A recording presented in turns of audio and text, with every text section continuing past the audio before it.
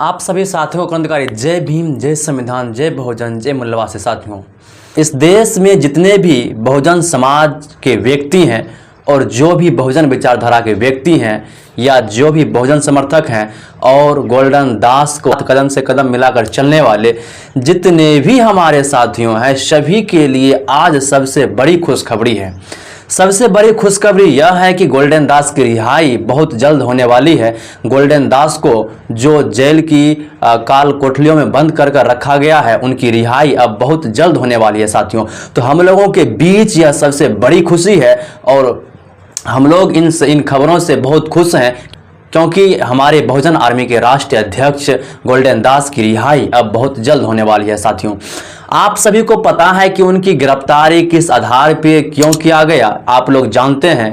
आप सभी को पता है कि बिहार के मुजफ्फरपुर पारो थाना क्षेत्र के अंतर्गत साथियों लालू छपरा गांव में जो बहन रूपा के साथ रेप हुआ था, जो संजय राय लमसम 45 वर्ष का व्यक्ति था, उन्होंने रूपा के साथ बलात्कार किया था। जिसके आरोपी संजय राय है, उन्हीं के लिए, उन्हीं को गिरफ्तारी करवाने के लिए, बहन रूपा को न्याय दिलवाने के लिए गोल्डन दास मुजफ्फरपुर पारू अंतर्गत लालू छपरा गांव 18 अगस्त को गए थे।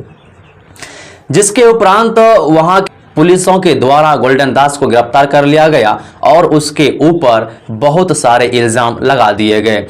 पुलिसों के द्वारा लगाए गए इल्जामों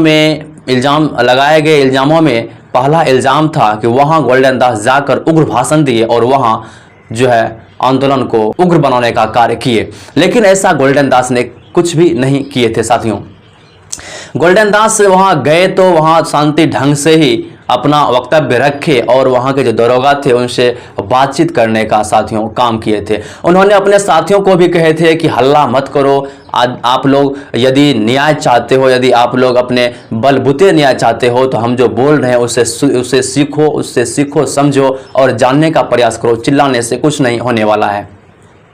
उसके बाद पुलिस प्रशासन ने उसे पकड़ लिया और पकड़ने के बाद उसके ऊपर बहुत सारे इल्जाम, चोरी का इल्जाम और साथियों घर में घुसकर तोड़फोड़ करने का इल्जाम भी लगाया।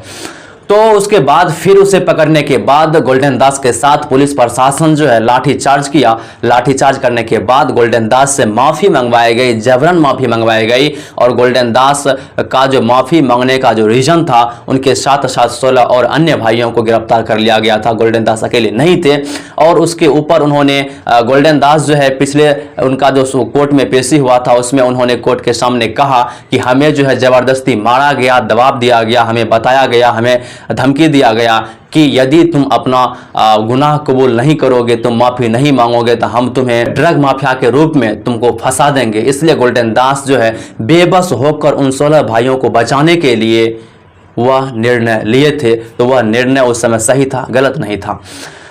उसके बाद जैसे ही गोल्डन दास की पेशी होती है कोर्ट में, तो पेशी होने के बाद गोल्डन दास खुद पारो थाना क्षेत्र के अंतर्गत जो भी दरोगा थे उनके विपक्ष में अपना बयान दिए कि उन्होंने मेरे साथ जबरन मारपीट किया, उनका हाथ भी तोड़ दिया गया था साथियों। और उन्होंने जाकर वहाँ कोर्ट में जाकर 64 का बयान दिए और उन्होंने अपने आप को जो है साथियों बेगुनाह करवाए।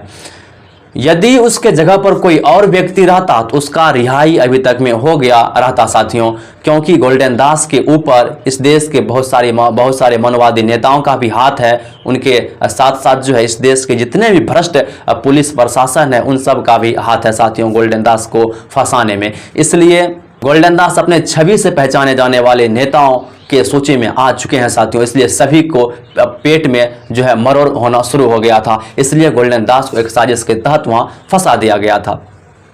गोल्डन दास इस देश के जो भी असहाय किसान, कमेरा, मजदूर वर्ग के व्यक्ति हैं या जो भी इस देश के ओबीसी SC ST हैं, बहुजन समाज के बेटी हैं या जो भी यहाँ के व्यक्ति हैं, सभी को न्याय दिलाने का काम करते हैं गोल्डन दास। गोल्डन दास यहाँ तक कि थाना में जाकर ताला मारने का भी काम करते हैं और गोल्डन दास थाना से लेकर साथियों SP DSP दरोगा DIG तक यह जो है साथियों अपना वक्तव्य रखते हैं और जो है साथियों डिस्ट्रिक्ट में भी जाकर ताला मारने का काम करते हैं। यहाँ तक कि यह दरोगा को पानी तक भी साथियों घूट घूट पानी पिलवा देते हैं जब ये अपना सवाल जवाब दरोगा से करना शुरू कर देते हैं साथियों। तो दरोगा इसके सामने हक्का बक्का हो जाते हैं। साथियों जब गोल्डन दास अपना वक्तव्य रखते हैं तो पुलिस प्रशासन भी हिल जाती है। तो इसलिए पुलिस जो है धीरे धीरे सोचने लगा कि आखिरकार हम इसे कब जो है दबोच लें, किस गुनाह में इसको हम फंसा लें। तो गोल्डन दास कभी भी कहीं जाते थे तो दिन तारीख निर्धारित कर नहीं जाते थे, लेकिन उस दिन जो लालू छपरा गांव गए थे मुजफ्फरपुर, वहां उन्होंने दिन तारीख निर्धारित पहले ही कर दिए थे और अपना स्कैनर भी जारी कर दिए थे। इसलिए पुलिस प्रशासन को उस दिन वहां मौका मिल चुकी थी और जितने भी मनोवादी विचारधारा के व्यक्ति हैं और जितने भी साथियों जो इनके विरोध के जो नेता हैं सभी को मौका मिल चुका था। इसलिए उस दिन गोल्डन दास को दबोच लिया गया था एक साजिश के तहत। इस देश में हमेशा जो भी गरीब कमेरा मजदूर वर्ग का आवाज बनता है उसको दबाने का प्रयास किया जाता है, लेकिन वो ये भूल जाते हैं जो बाबा साहब को मानते हैं वे भगत सिंह को भी मानते हैं। यदि कोई व्यक्ति नरमी से पेश आता है तो हम लोग उसके साथ बाबा साहब के विचारों से स्वागत करते हैं। यदि कोई गर्मी से पेश आता है तो हम भी भगत सिंह के जैसे गर्म से उसके साथ पेश आते हैं साथियों। तो अब बात कर लेते हैं कि गोल्डन दास की रिहाई कब होने वाली है। तो गोल्डन दास की रिहाई जो इसके मुजफ्फरपुर के जो वकील हैं जो इनके केस का हैंडल कर रहे हैं, इसका नाम मिथिलेश कुमार और सुशील कुमार है साथियों। इनके कहने के अनुसार आज 29 तारीख को इनके ऊपर जितने भी FIR किए गए हैं सभी का बेल आज क्लियर हो जाएगा साथियों, सभी का बेल हो जाएगा। और बेल होने के बाद गोल्डन दास की रिहाई अगले महीने नवंबर में किसी दिन भी हो सकती है साथियों। हो सकता है तो 10 से 15 या 20 तारीख तक के बीच में गोल्डन दास की रिहाई अवश्य ही हो जाएगी साथियों, इसमें कहीं किसी भी प्रकार की निसंदेह नहीं है।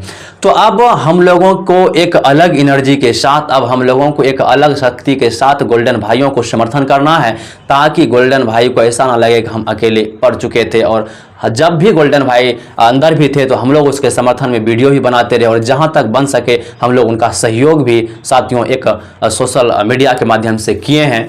तो इस देश के जो भी मनवादी विचारधारा के व्यक्ति हैं वो कहीं ना कहीं सोचते हैं कि जो भी बहुजन का आवाज बनने वाला व्यक्ति है उसको हम दबा देते हैं, लेकिन यहाँ दबने की बात नहीं है। जब हम लोग की जन्म हुई है, हम लोग जब जन्म लिए हैं तो मरना तो निश्चित है ही है, क्यों ना हम लोग समाज को जगाते हुए मर जाएं।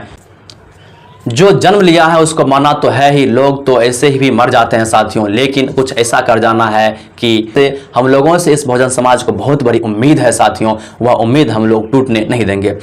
तो आप सभी को वाकई पता चल चुका है कि गोल्डन दास की रिहाई अगले महीने होने वाली है, जो मुजफ्फरपुर के वकील मिथिलेश कुमार और सुशील कुमार ने बताया है साथियों। तो आपकी राय गोल्डन दास के ऊपर क्या है? यदि गोल्डन दास की रिहाई हो जाती है तो क्या आप लोग एक नई एनर्जी के साथ उसके साथ आगे एकदम साथियों हौसलों के साथ अपना हौसला बुलंद करके आइएगा या नहीं? आप अपनी राय कमेंट बॉक्स में अवश्य दीजिएगा, क्योंकि साथियों उनके साथ हौसलों के साथ आना बहुत जरूरी है, क्योंकि इस देश में दलितों पर OBC SC पर बहुत अत्याचार होते हुए आ रहा है साथियों, और अत्याचार बढ़ भी गया है साथियों। दलितों के ऊपर या बहुजन के ऊपर कुछ भी प्रकार की समस्याएं होती है तो उसके ऊपर आवाज उठाने वाला कोई नहीं है, यहाँ तक कि उसे दबा ही दिया जाता है साथियों। तो साथियों आप अपनी राय इस वीडियो पर अवश्य दीजिएगा। मिलते हैं फिर नेक्स्ट वीडियो में। जय भीम, जय संविधान, जय हिंद, जय मूल्यवासी।